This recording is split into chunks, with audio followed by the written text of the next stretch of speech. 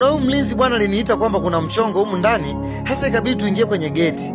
Lakini mimi nikawa na wasiwasi. Akaniambia kwamba sio na wasiwasi, mimi na mchongo. Nikamwambia basi hamna noma, kaninongoneza.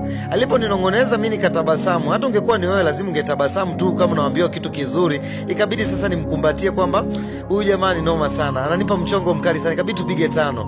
Nikasema hamna noma sana jamaa wangu, mimi nashukuru kwa kunipa mchongo. Shukrani sana. Lakini huyu jamaa akawa anavua nguo, akatoa mkanda. Nikakaa tu kimya.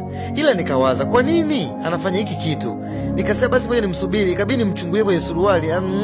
Nini anataka kukifanya hiki? Nikamwambia bwana, ikabidi nimtanie nikasema hiyo ni kubwa. Akawa anashangaa sana. Lakini bwana kumbe alikuwa ananipa ni mavazi ili aone kama natokelezea kwenye kazi ya ulinzi.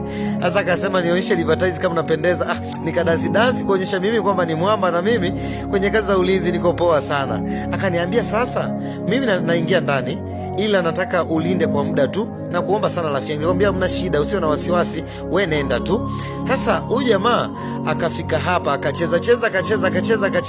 Mimi nikawa nashangaa anaenda kufanya nini ndani? Nikasema haina haja ya kufuatilia vitu kama hivi. Mimi ni Ano Voice, jitu la mtumba choma cha Mjerumani. Nikumbuka usipite bila kusubscribe channel yangu, nitakushukuru sana guys.